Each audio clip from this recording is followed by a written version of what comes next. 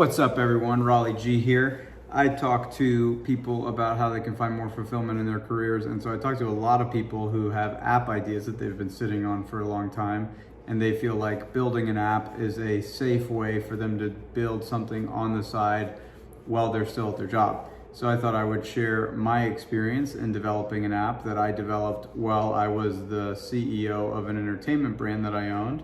So I still had a day job, but I could direct my schedule however I saw fit.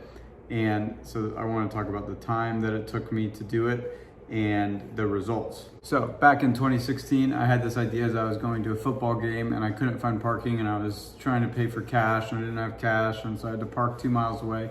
So I thought, wouldn't it be a spectacular idea to build an app where people that live close to stadiums could show their driveways, and people that were going to games can reserve it, and the app would just take a cut of every transaction. So if you live close to the stadium and you were going to list your driveway for $5, I would book it for $5, and then I would end up paying an extra $1.50 for a transaction fee that would go to the app owner, which was me. So I felt like this was a pretty simple idea to get developed.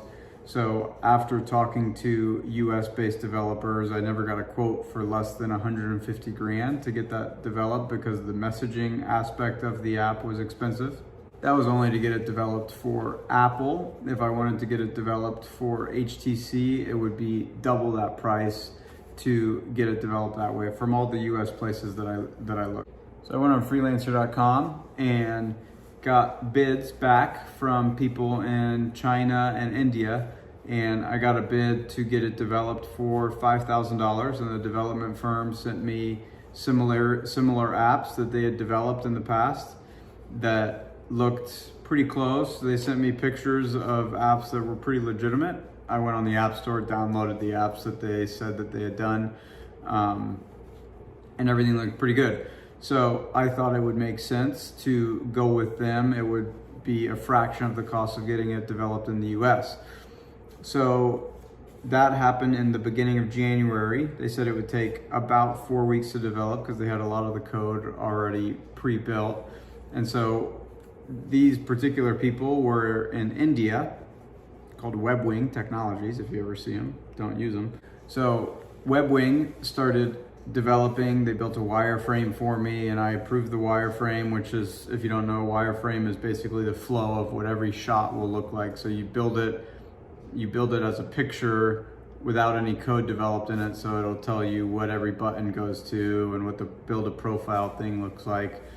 Every step of the way you build beforehand, and that's a wireframe. Approved, they started developing the app, and we would get on calls every single night for about an hour to go over bugs that were happening on my side that weren't happening on their side. So our calls would be at 8 or 9 a.m. in the morning time in India, which it was midnight or 1 a.m. where I live. So every single night after my current job of being an owner of an entertainment business, I would then get on the phone or Skype at the time. Now it's probably Zoom with these people and show them bugs that I was experiencing in the app that they couldn't find, and then they would say, oh, we're good now. So after the development was mostly done, there were still bugs. They wanted to get payment before it was published in the App Store. And so there's always this Mexican shootout that happens on these apps where the developers want to start getting payments, and whether they're falling behind or not, they would like to get paid before they put it on the App Store. You as the owner want to get it on the App Store before you pay them. And then also there's the question of, once it's on the App Store, if you have any amount of traction whatsoever, whatever server it's hosted on, there has to be an offload of the server, and you need continuing development on the app. As users use it, you get feedback on what your user experience and user interface look like. And then there's the question of how good is their code on a handoff basis to be able to have a developer iterate and give you version updates on the progress that you've done. And so after it was uploaded to the App Store, I texted 10 or 15 buddies to use it, and I had $10,000 in it. I'd given them the $10,000. And so I had 10 or 15 buddies try to download it and take a payment and do it and actually use it. And the app never worked.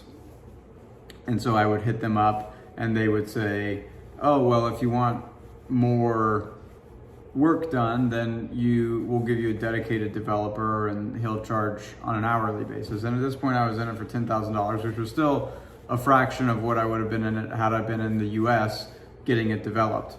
So I got a developer on an interim basis from them, while I also went to US companies to see how hard it would be to transition from the India-based development company to a US-based development company, to have a US company take the infrastructure that the Indian developers built and iterate on it and give me tech support on an ongoing basis as I tried to scale up the app. And I had 3 US-based people look at the code that they had built and basically said that the code that they had built was so poorly designed that it would be easier for them to start from scratch than it would be to try to build off of the code that the Indian-based company had done. And at this point, it had gone on for 7 months from December. This was in July, when I was looking to transition out of the Indian company. I had an app that was live on the App Store that people could download, but once the download happened, there were bugs that would happen from the creating a profile standpoint and also from a taking payment standpoint. And the Indian-based company communication was a disaster because you have to get up on their schedule. You have to get up at midnight or 1 o'clock in the morning to work with them. So at this point, development's gone on for 7 or 8 months, and I'm looking at the option of either rebuilding the app with a US-based company to the tune of $150,000, or trying to continue to make it work with these Indian developers that have always had communication issues and quality control issues with the app. So in that 7-month period, I talked with multiple people like Scott Paul at Wooly and other people that own software and app development companies. And they basically said that unless you have $1 million, as a general rule, if you don't have $1 million to get started on your app, from the development and also the go-to-market strategy, it's really not worth doing from a way to make money standpoint. It may be worth doing from an education standpoint. And I feel like that $10,000 that I spent in development and going through this app process taught me a lot of things. So the 3 things that I think are most important if you're thinking about developing an app, and I would push back against most people who think that they want to develop an app and tell them that, and at least ask the question of whether an app is really the best type of platform to distribute the content. Websites are a lot cheaper to build, email lists. If it's content based, an app is probably something that you can go to once you have an audience that you know will receive it. I think the days of you putting an app on the App Store and it going viral without a substantial amount of investment and the distribution of it are gone. Those left a long time ago. So you need to be thinking about distribution. How is your app going to get distributed? How much can you spend in acquiring customers on this app?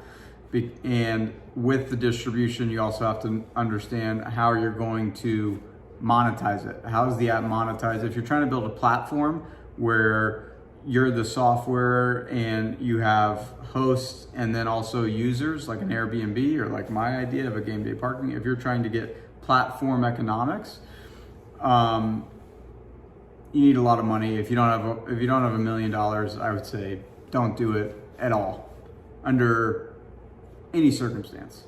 Outside of distribution, the next problem you're going to have is controlling the coding and dealing with version control. And also, if you've built it on one distribution channel like Apple, you're also going to want to eventually put it onto HTC Android platforms. And that requires a whole new team of developers. I would never do an app ever again unless I have the technical co-founder that has equity in the business and it's a substantial focus of his. He can't do it on the side of his day job. He can't do it while he's doing other things. It can't be an app development company that's taking equity but it also has 10 or 15 other apps in their pipeline that they're working on. It needs to be somebody's sole focus who can deal with all of the technical pieces of the app. And again, I would still push back on somebody who says this has to be an app. I would think a website or there are other, it's so much easier when you're trying to build a piece of software that sits on top of somebody else's platform, like a Google Chrome extension. But if you don't have a tech co-founder that is on your team that will be able to handle the version updates and upgrading servers and doing all those things that a technical person must do, then I would also not waste your money on an app development. And then the third thing that I think people need to think of when they're thinking about an app is you have to understand what the cash curve is of the app, how much infrastructure is required to put into the app in order for you to start getting cash out of the app. How does the app monetize? And what does the cost of acquisition look like? How are you going to be cash positive from an acquisition standpoint in order for you to start getting payments? So normally what most app development businesses look like from a cash to the founder standpoint is a very long curve that starts very low and it requires a lot of investment and it requires time and you have to build distribution and you go and you go and you go. And at some point the unit economics give you exponential growth that help you monetize and you have a big exit. Most apps, you make your money on the exit, not on the interim. They're usually cash negative while it's running, and then you get really good economics on the exit. And so the three things, again, I think that you have to think about are how is the app going to get distribution? How are you going to deal with the technical aspects of the app? Do you have a co-founder that can deal with the technical aspects? And then what are your real cash needs? If you're in a job that you love and you're using the app as a passion project and you can kick off cash for the next 10 years, you don't really need to take a distribution or anything like that. That's a completely different set of circumstances than somebody who hates their job and they think that if they spend 6 months working on an app, they're going to have $1 billion exit or start making 10 or 15 grand a month on the app. It's so unlikely that you might as well take the $10,000 and put it on black in the casino, because there's a 49% chance of something hitting. So let me know in the comments, agree or disagree. I think apps are a hard business to build from the ground up. I do think acquiring apps that have found a way to monetize, that have been running on autopilot for a while, that's an interesting business. That's much more interesting than trying to build something from the ground up. Let me know in the comments what you think.